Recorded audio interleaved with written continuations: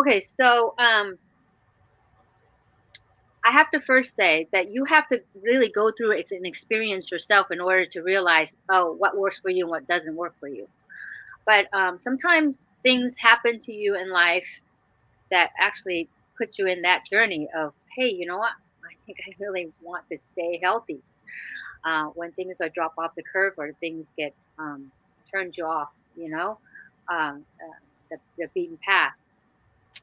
So my story started with where I had my first baby at 35 years of age, and he's about to turn 16. So do the math.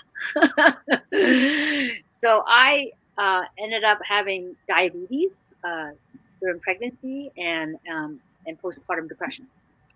But nobody knew because I'm Asian and we're not supposed to talk about our feelings. And that was considered as a weakness if you really talk about your feelings, right? So, especially if you're sharing it with the world. So, and I'm the oldest child, and we're not supposed to talk about anything. I'm supposed to be the stoic um, Chinese woman. So, my husband noticed that I was banging into things, getting irritated. I mean, I've been an athlete all my life. So I've exercised all my life, but I noticed that my hair was falling off.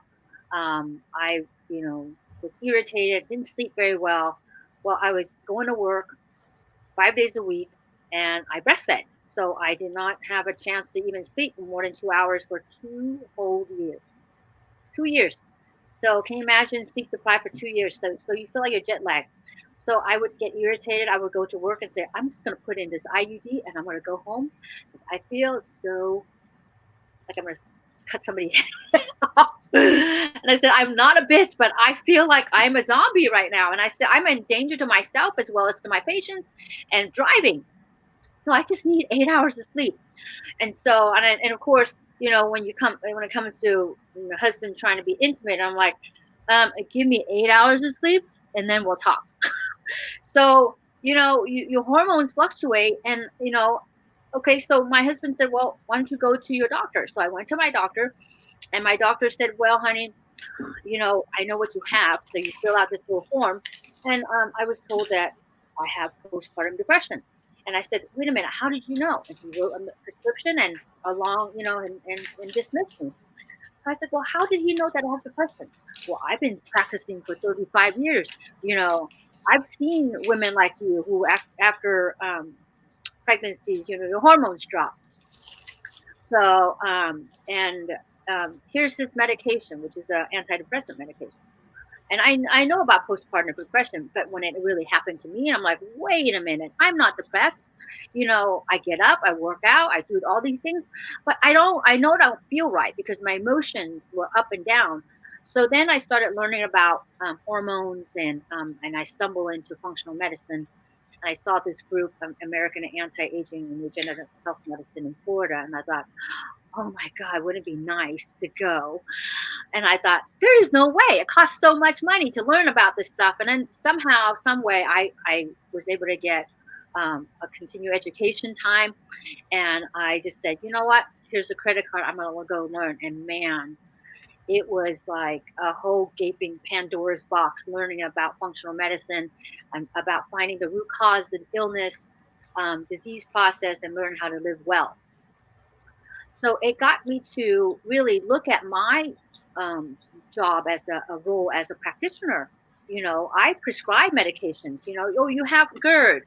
Here's a prescription for GERD. Famotidine, or here's a prescription for whatever, a pill for every ill. I call it.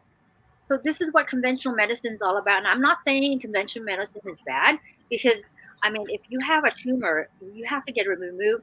It's great. If you get in a car accident and you break a bone and you need to have surgery, wonderful. Okay. But the day in and day out things that you don't know what's right. How many patients that come in and see me and say, you know what? I don't know what's wrong with me, but I just don't feel right. I'm kind of off. So I would do those labs, and those labs would say, I would dismiss them because I'm like, oh, your labs are normal. Your cholesterol's good. Your sugar's fine. Your liver's okay. They're all within normal limits. And, you just need to exercise and eat right. And just, that's all I had was 10 minutes. to see them, or 15 minutes. But they'll come in, they have this problem, or they have headaches, or the period's a little off. Oh, you need to be on birth control. So when it came to me, I thought, okay, well, I'm learning a piece of my own medicine. So I had to learn about, how hormone fluctuates as we age, teens and 20s and 30s and 40s and 50s, and how your stress level affects your hormones, and how what you eat and how you sleep, and how you poop, and the consistency of your poop, and everything. Even like meeting someone and it's like, I just met you, but my gas tank just went down to nothing, So we allow other people to take advantage of us also, and we don't learn how to um, develop a barrier to protect ourselves emotionally as well. So you're not physical. You're not just a physical being. And I'm sorry if you are just a physical being and you're a piece of flesh, then you can replace that. You can do plastic surgery. You can do all these things. But you're not just a physical being. You're a physical being. You're an emotional being. You're a spiritual being. You're a sexual being.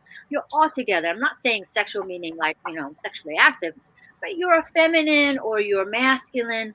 And we all, like men and women, all have one aspect of masculinity and femininity. So we need to have a balance of both in order to have harmony. So if you have too macho of a man, then he's not going to tap into his femininity, and he's going to lose his essence of being a man, and he's not going to deal with his emotions, and then he's going to look like an asshole. For a woman, if you are too kind of a CEO kind of person, who a business person, you're too masculine, and they're going to say that, oh, hey, you have an issue of being a bitch or whatever it is. Yeah, you're a bitch. Yes, always. We're really trying to harmonize, just like in our bloodstream. We have a pH of 7.35 to 7.45. That is just to keep us from out of, what do you call, out of sync, so you don't have disease, or you don't die. You don't have, ketoacidosis where you have to be in an emergency room because you can't breathe. So your body is always trying to keep you in balance physically, but emotionally, spiritually, you have a physical being and masculine and a femininity. So you have to tap into the balance of those two. Okay. And then all those toxins out there. I mean, I know I have long hair, and you have to find things that actually will products that do not have too much chemicals to cause more problems. And the FDA will say, well, these chemicals are safe in a small amount, but literally small amount really, what if it's in everything? So literally we live in a very, very toxic world. It's constant exposure of toxins. And when we have such toxic burdens, it's almost like your house is being so jammed up with all the receptors. All the plugs are just completely jam packed with, like, spider webs. How can you plug the plug into the outlet, right? So our bodies have what's called receptors, and we have chemical messengers that tells you where you need to do your things. Where this medication is supposed to go here, this food is supposed to go there. So can you imagine if your liver is a little jammed up? And if you heard of the term called alcohol or no, non-alcoholic fatty liver disease? You've ever heard of that? No. Yeah. Oh yeah, you have a fatty liver. You never heard of that? Yes. So fatty liver just means that your liver is just a little bit fat, and your level of triglycerides is elevated. So triglycerides is when you look at your cholesterol, it'll say triglyceride, and usually it's caused by inactivity, okay, too much alcohol, and too much sugar. So of course sugar is laced in everything, right? Man, even ketchup has sugar. Yes. Pickles have sugar. And pickles have yellow number 5, which can actually end up causing ADHD in kids, and and we're all these chemicals are among us. They're really not food, okay? They're chemicals. They're a fake food. They're not called junk food. They're fake, okay? They're not real. So when it comes to when you actually eating food that is not real, your body's going to say, I don't know what that is. So it's like if you have traffic light, and you have a red light, yellow light, a green light, and all of a sudden that light is like, oh, it's a blue light. Back in the day, I guess blue light, we call it Kmart special. But what is a blue light? Your body doesn't know what it is. So your body's chemical, messenger is saying, well, is it a virus? Well, maybe it's a bacteria. Okay. I don't know what it is, but just kill it. So your immune system is going to go overboard and overactive, and it's going to cause what's called autoimmune. Why does your body want to attack itself? It doesn't. It wants to protect you. But when it recognizes that, that the messengers is not yours, of course it's going to say attack, right? So now we're having more and more people who have autoimmune disease. Diabetes is autoimmune disease. High blood pressure is it's called autoimmune disease. Fibromyalgia, you name it, hypothyroidism, Hashimoto's, all those things are, it's autoimmune. Okay. So your body is really trying so hard to try to figure out what that is. Can you imagine, say, for example, Gloria decides to come to my house. Okay. And she says she's going to come visit me. But instead of when she comes to visit me, she dressed up as a killer, like a robber. I'm going to get a gun and I'm trying to shoot her, right? Or try to get a bat and try to beat her up. But behind the scene is she's a friend. So our cells, when it gets so jammed up with all these chemicals, your body is not going to really know what they are. So they're kind of called, chemical mimic, messengers. So brain doesn't know what it is, body doesn't know what it is, attack. So now you have multi-system attacking it, and you have, I got joint pain. I don't know what's going on with me. You see, but it takes every day.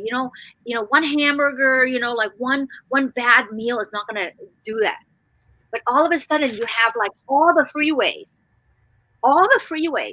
are completely jammed up with all these things that your body doesn't know. So your army is going to say, attack, right? So anti-aging, when you're talking about regenerative medicine or functional medicine, it's really about finding the functionality of the body again. What is going on with our bodies, and